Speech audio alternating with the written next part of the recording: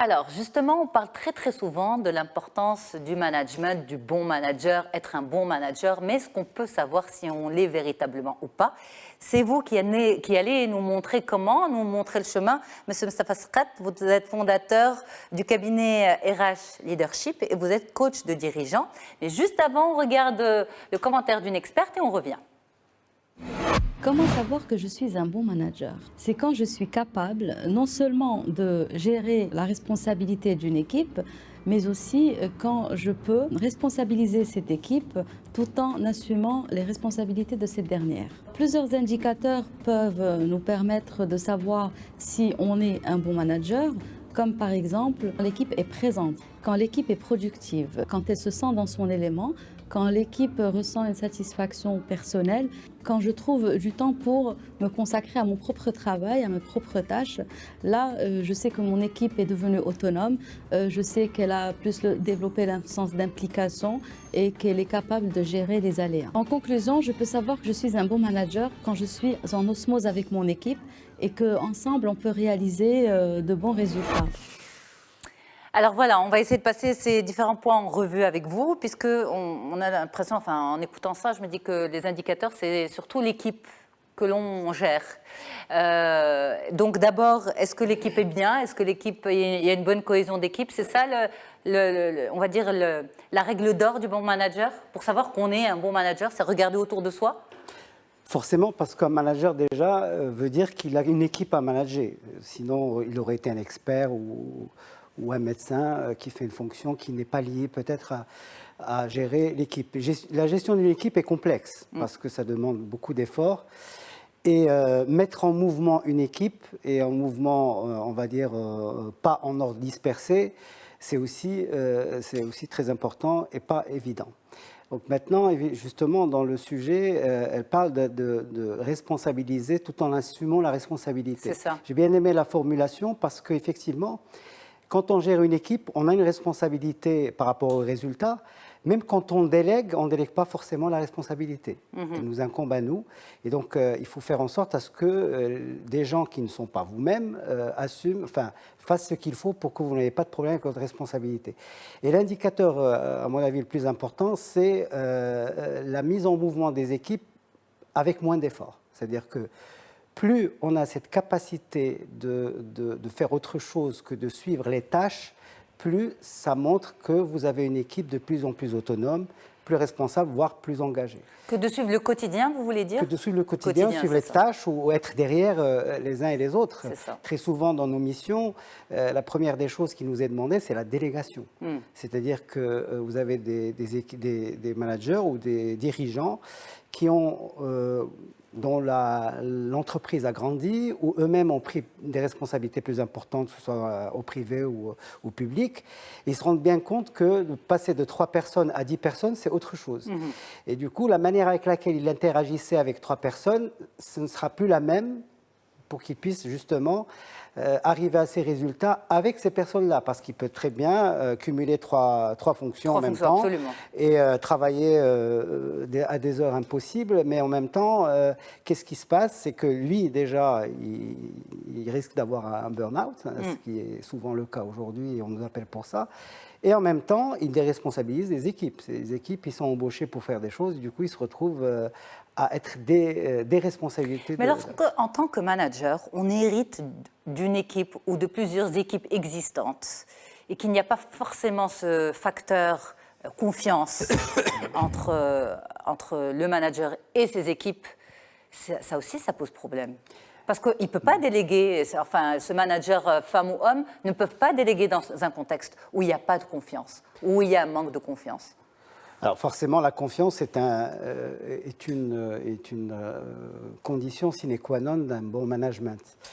Mais la confiance, elle ne se décrète pas. C'est-à-dire que quand on vient dans une équipe, il y a quand même, en général, une préparation, généralement. Mais des fois, on se retrouve dans des situations où on a bombardé, on va dire, excusez-moi le terme, hein, on bombarde quelqu'un, on parachute quelqu'un, sans pour autant lui donner un peu le temps de comprendre ce qui se passe. C'est ça. Alors, justement, c'est là aussi, c'est un bon indicateur pour savoir si le manager est un bon ou pas. C'est qu'il va tout de suite avec de l'empathie, de l'écoute et beaucoup d'intelligence émotionnelle, pouvoir capter très vite là où il doit agir dans cette équipe pour créer ou recréer cette confiance. Et très souvent, un changement de management est fait quand il y a eu des faillances, bon, pas toujours le cas, mais il y a eu des fois des changements de management parce que le management précédent n'était pas forcément le bon et que celui qui arrive, on espère de lui qu'il crée cette confiance. Alors, comment il la crée? Ben, il la crée, comme j'ai dit, par l'écoute, l'empathie d'abord, et par la mise en place très vite de règles communes à respecter. Et très souvent, on oublie que les règles sont importantes. Alors, moi, je me rappelle, il y a quelques années, une grande manager, cadre supérieur d'une entreprise, quand j'ai mis dans la proposition d'abord, réfléchissez à mettre en place des règles, elle m'a dit, moi je ne suis pas un dictateur pour mettre des règles. Les règles, ce n'est pas le propre des dictateurs, au contraire. Les règles, ça permet de réguler les actions des uns et des autres et mettre en place un cadre qui permet de pouvoir et communiquer et produire correctement. Et les règles, ce n'est pas forcément des règles qu'on impose, mais des règles qui sont d'abord des fois de bon sens. Et en même temps, on peut aussi faire participer les équipes là-dessus. Alors, vous êtes coach des dirigeants et on se pose souvent la question, est-ce qu'un dirigeant a besoin d'être coaché? On a déjà répondu à cette question, visiblement oui. Et en même temps, lorsqu'on arrive à ce statut de dirigeant, de PDG, de président, de directeur général, est-ce qu'il y a la remise en question? Est-ce que lorsqu'on arrive à ce statut-là, on se pose la question, est-ce qu'on est un bon manager ou pas? Ou bien ce qui compte, c'est finalement les résultats? C'est peut-être une erreur, quelle que soit la méthode. Alors, de toute façon, oui, je commence par la fin, si vous voulez. Je pense actuellement, celui qui pense que c'est les résultats qu'il faut et le reste est accessoire, va à l'échec à 100% et de plus en plus aujourd'hui, parce que la notion d'autorité elle-même a changé avec tout ce qui se passe aujourd'hui. Je ne vais pas vous en faire le schéma. Par contre, plus un manager sent qu'il a besoin d'un rafraîchissement, d'une remise en question, c'est qu'il peut déjà être rassuré avec lui-même qu'il est bon. Parce que le mauvais, c'est celui qui croit qu'il a tout compris, qu'il n'a rien à savoir, rien à développer. Parce qu'effectivement, surtout maintenant, et avec les générations, vous savez qu'aujourd'hui, entre 3 ans, moi j'ai vu des lauréats d'école, par exemple, de commerce ou d'ingénieur ou autre, de 2015 ou 2014, et j'en ai vu par exemple de ceux de 2018. Je peux vous assurer déjà, il y a une différence entre les deux. Alors qu'avant, il fallait une dizaine d'années pour marquer une génération de comportementale. La digitalisation, le mode de communication, la vie a beaucoup changé. Je ne sais pas si vous en rendez compte, mais aujourd'hui, avec l'intelligence artificielle, même si on croit qu'on est un petit peu loin de ça, est lié aujourd'hui. Parce que aujourd'hui, le mode de communication des jeunes ou des moins jeunes change très très vite. Il n'y a rien qu'à voir les applications qui sont... Vous savez qu'aujourd'hui, moi, les enfants, c'est en fonction des applications que je vois leur comportement changer. Entre Instagram, Snapchat, etc., on voit leur comportement changer. Ben, c'est pareil quand il s'agit de cadres qu'on recrute ou d'employés. Donc, il faut vraiment que le manager ait cette capacité de se renouveler continuellement. S'il n'a pas cette capacité, il aura probablement... Se renouveler tant du point de vue technique que la remise en question de l'individu, de l'homme ou de la femme derrière la casquette. Je parle sous le contrôle de tous les auditeurs, les téléspectateurs. Plus on monte dans l'échelle hiérarchique, c'est plutôt la partie comportementale et managériale qui doit évoluer. La partie technique en général, on la délègue de plus en plus quand on va plus haut dans l'échelle.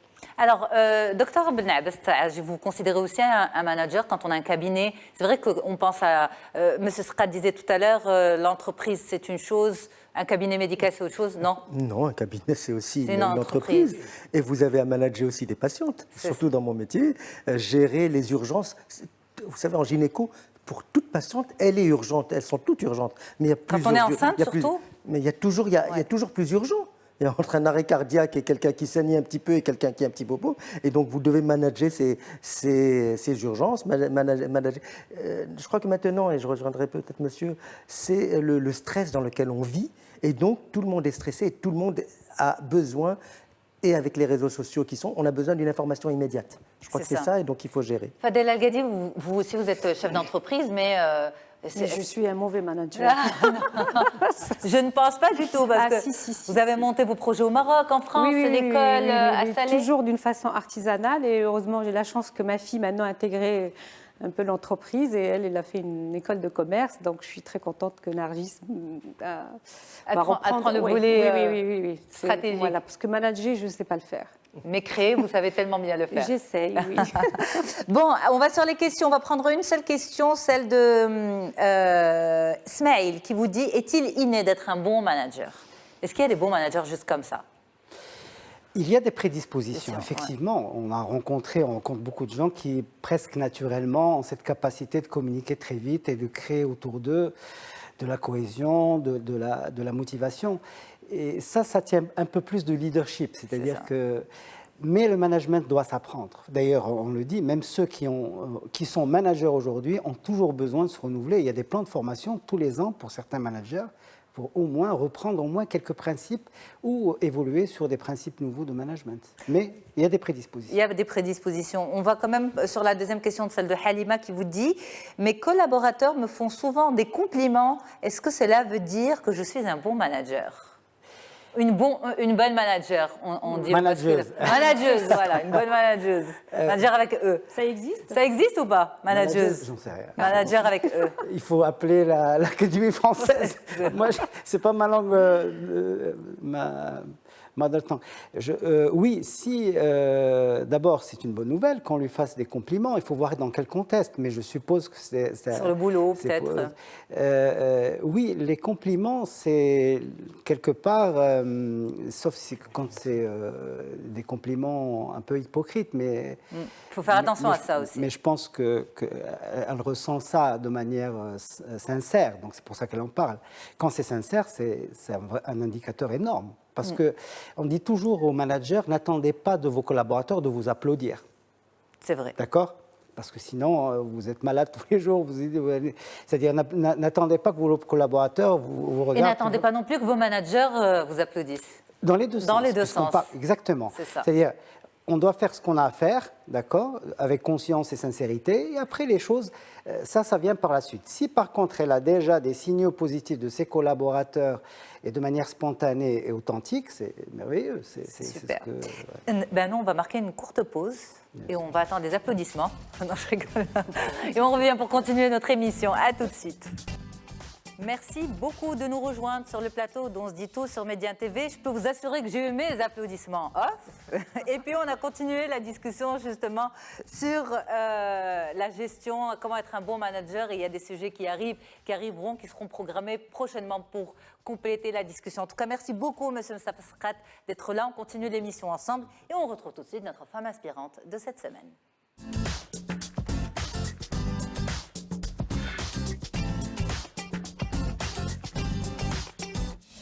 Fadel Al-Ghadi, merci beaucoup d'être là. C'est un plaisir de vous recevoir. Vous êtes un petit peu aux quatre coins du monde. On a réussi à vous attraper lors d'un passage au Maroc. Alors, vous êtes styliste. Vous avez plusieurs magasins à Tanger, à Rabat, à Marrakech. Vous avez un showroom à Paris. Et puis, vous avez lancé il y a 2 ans, je pense. Oui, c'est la 3e année. C'est la 3e année, exactement. Oui. L'école de broderie à Salé. Vous allez nous raconter tout cela, comment vous faites de votre passion une implication et un travail citoyen. On regarde un portrait et on revient pour en parler. C'est dans la médina de Salé qu'est né le talent de Fadel Al-Ghadi. Sa passion pour la couture et la création commence dès l'âge de 10 ans, lorsqu'elle accompagnait sa mère chez les tisserands et dans les magasins de tissus. Très jeune, déjà elle participait à des ateliers de broderie lors de ses vacances d'été. Le choix d'une école de stylisme sera alors pour elle une évidence. Après l'obtention de son diplôme, elle installe un petit atelier chez elle et commence à créer. Elle tire son inspiration de son enfance et sa famille. Avec beaucoup de persévérance, elle convoite une renommée internationale. 2 rencontres furent déterminantes pour elle. La première avec Yves Saint Laurent, qui lors d'un défilé de mode à Tanger, crut en son talent et l'encouragea à présenter ses créations à Paris, puis celle avec le photographe d'art italien Paul Turel, qui l'a aidé à organiser un défilé à Naples. Fadel Al-Gadi, au-delà de ses créations, veille aussi à la transmission du savoir-faire et la protection du patrimoine. C'est ainsi qu'elle crée l'association Conservatoire des Arts de la Broderie de Salé, ainsi que l'école de broderie ouverte aux jeunes enfants dans cette même ville où son talent a vu le jour. Par cette démarche, elle marque également son attachement à ses origines en accueillant des hommes et des femmes des quartiers populaires pour leur apprendre le métier de la broderie traditionnelle marocaine. Elle encourage les jeunes à suivre leur inspiration, à persévérer, à savoir saisir les opportunités qui se présentent à eux pour pouvoir aller là où ils veulent aller sans jamais se décourager. Eh bien, merci beaucoup d'être avec nous. C'est un plaisir de vous avoir en chair et en os. Merci. Moi, je suis une fan. Je crois que je vous l'ai déjà dit, on s'est vu à la radio à Médien il y a 2 ans, je pense, avec le lancement de l'école de broderie. Et justement, j'avais fait l'éloge de votre travail. Je voudrais qu'on revienne sur l'été et sur les ateliers de broderie. C'était très, on va dire, c'est ce qui se faisait avant. L'été, on occupait les enfants avec un travail manuel.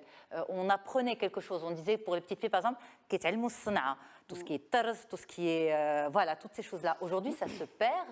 Et s'il n'y avait pas ça, est-ce que vous auriez pu un petit peu rentrer, faire connaissance, enfin, avoir ce contact avec cette passion?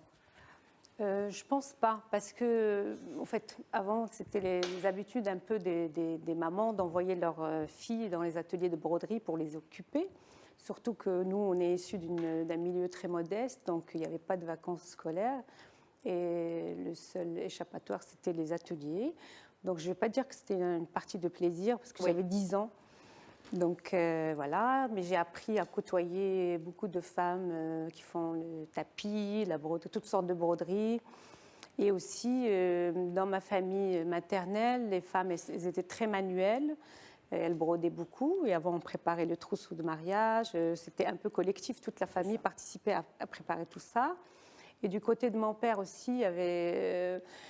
comme il vient du Sahara, mes tantes, elles tissaient tout ce qui est la laine.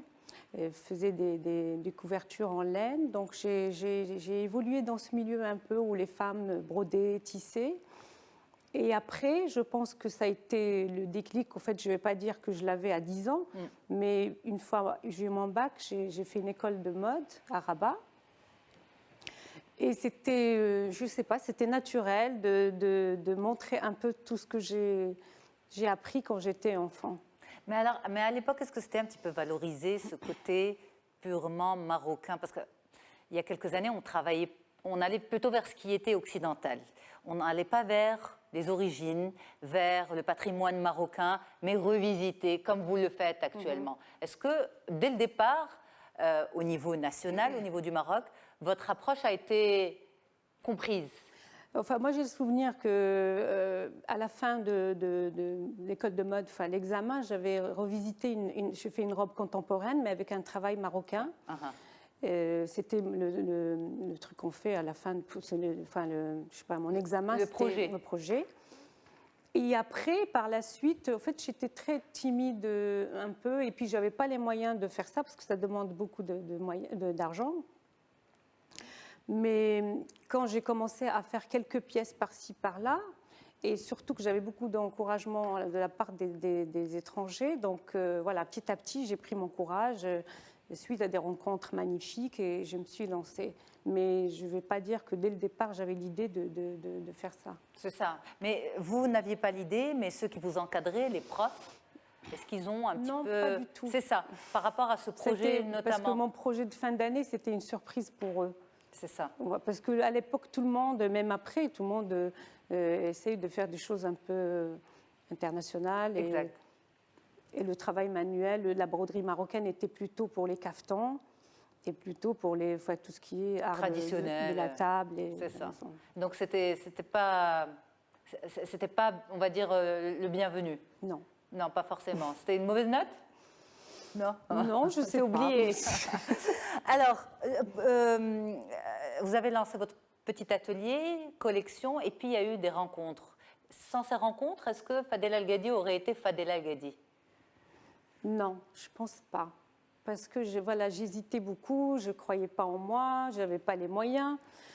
Et voilà, quand j'ai rencontré M. Saint-Laurent, c'était la plus belle rencontre parce que c'est quelqu'un qui m'a donné confiance, qui m'a réconfortée dans ce métier, parce que j'avais commencé déjà quelques années, mais je pataugeais un peu.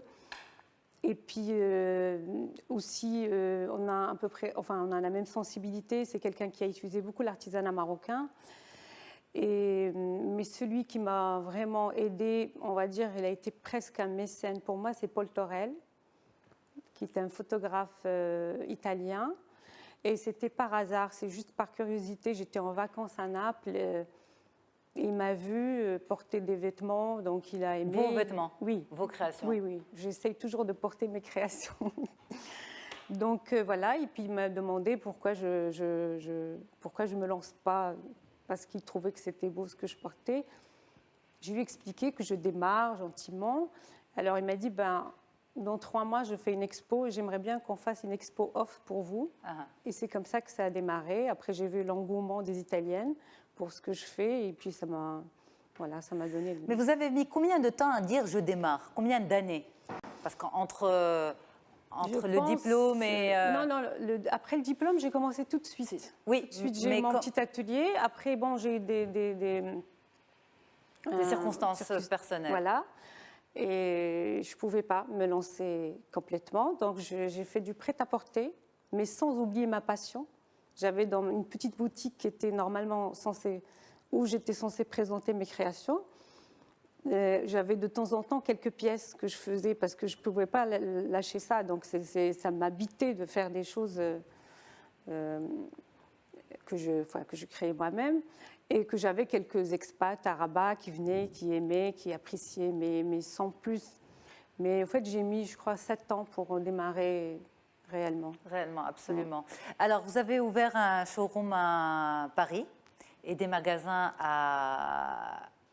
ici au Maroc, Marrakech. Je suis un peu distribuée aussi à Londres, à Positano, à Genève. Mais vous avez plutôt une clientèle internationale plus que marocaine? Alors, au début, c'était... Est-ce qu'on vous trouve cher au Maroc? Je vais vous poser la question comme ça. Non, mais c'est vrai. Est-ce qu'on se dit, elle est chère? Mais c'est pas cher quand on a le respect pour le travail manuel et quand on a le respect pour les artisans et quand c'est un travail, ça se paye et puis qu'on utilise des belles matières et tout. Parce que moi, j'ai du mal à imaginer laisser un artisan travailler pendant des heures et des heures sur une étoffe, enfin un tissu qui n'est pas de haute qualité. C'est ça. Pour moi, je trouve ça insensé. Donc quand on me trouve cher, bon...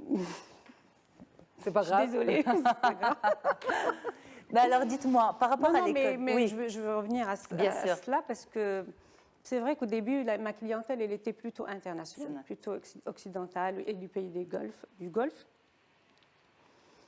Mais après, et grâce à vous, grâce à la presse marocaine qui m'a beaucoup soutenue, on va dire, et qui a beaucoup écrit sur moi, sur ce que je fais, maintenant, je vais dire que ça s'est équilibré. On est à 50-50. Les Marocains aussi, ils achètent mes créations.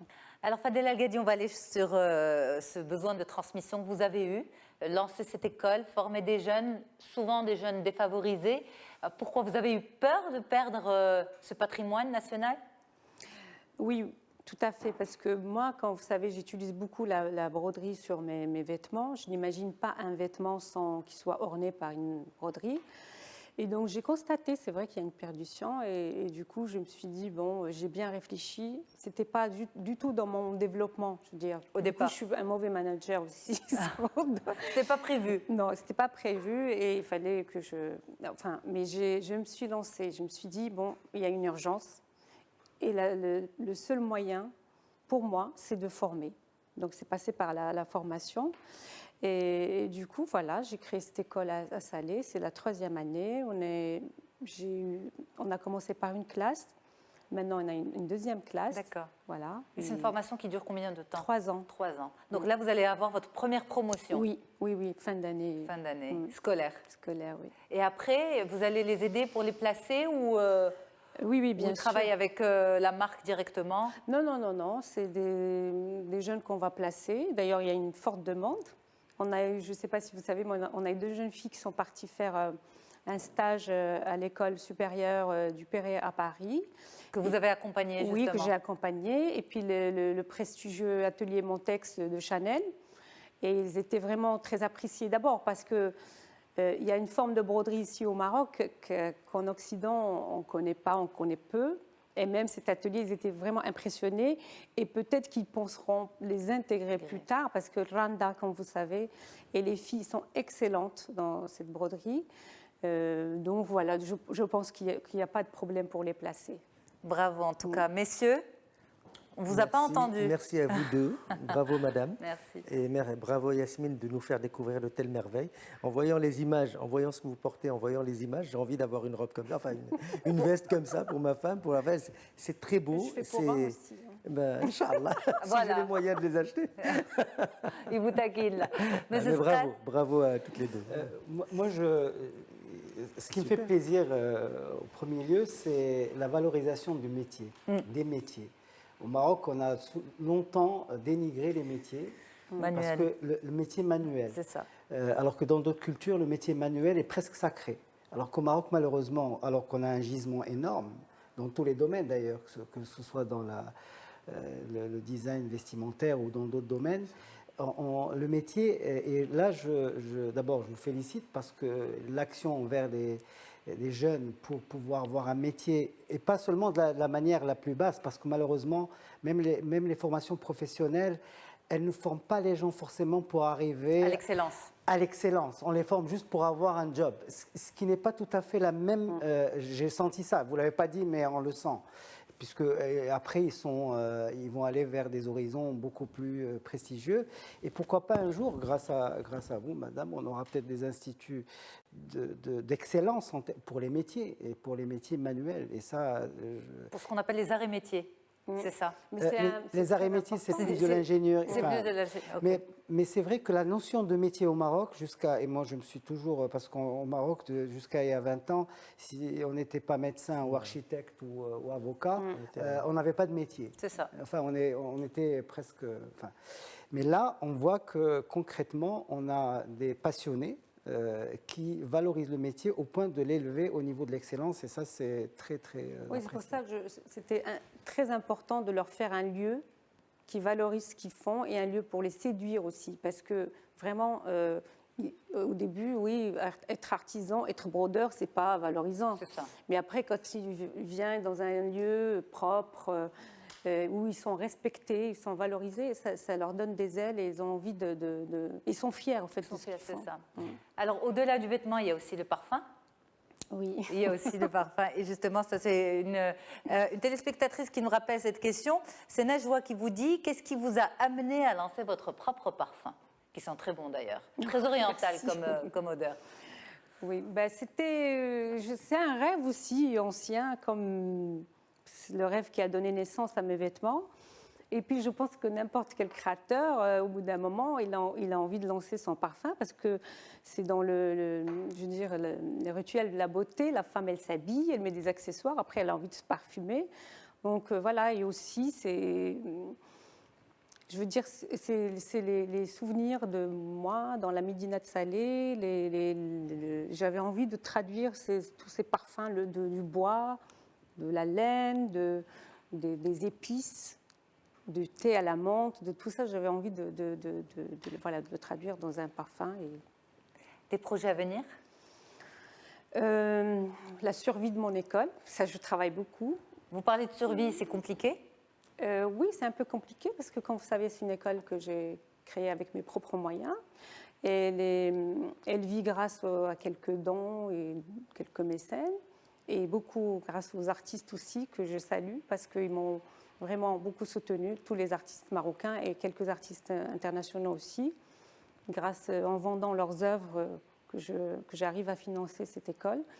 Donc voilà, c'est très important pour moi. Comment on peut vous aider justement aujourd'hui, nous, à faire durer cette école?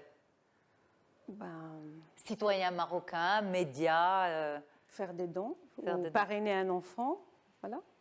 Parrainer un étudiant? Oui, un étudiant. Un étudiant. Alors, on a une autre question pour vous, justement celle de Raja, qui vous dit « Je souhaiterais apprendre l'art de la broderie, comment pourrais-je intégrer votre école ?» Alors, cette école a été réfléchie comme une école de la deuxième chance. Donc, elle est destinée à des enfants qui sont en échec scolaire et qui sont de situation précaire. On leur apprend à apprendre un métier, on essaie de leur donner un métier et puis à préserver l'art de la broderie. Donc, si elle remplit ces critères, elle est la bienvenue. Mais c'est-à-dire, on peut pas, un jeune ou une jeune qui a son bac ne peut pas venir directement s'inscrire à l'école. C'est pas possible. Non. Mais pas pour le moment, mais peut-être moment. plus tard, comme il y a une demande. Mais je ne peux pas. Aujourd'hui, je ne peux pas. Mais plus tard, peut-être on est en train de réfléchir à faire une classe payante pour un peu soutenir les autres classes qui ne sont pas payantes. Une classe payante et puis éventuellement, je vous donne peut-être une idée comme ça, mais éventuellement des ateliers l'été pour les enfants pour revenir à ce qui se faisait avant. Oui, tout à fait. Apprendre la broderie. C'est juste, il faut avoir le temps et les moyens. Donc, on est en train d'étudier. Donc ça, c'est à Salé. Oui. Il ne faut pas oublier Tanger, Marrakech.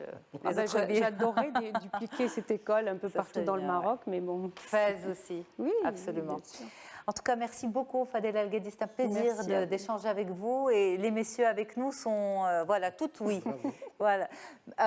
On continue avec autre chose. Okay. C'est pas facile de sortir du monde de Fadela. C'est à vous de nous entraîner maintenant, docteur Ben Abbas Taagi, dans un monde de femmes toujours, mais d'hommes aussi, puisque c'est une histoire de couple, les grossesses. On va parler de grossesse à risque avec vous. À tout de suite. Okay.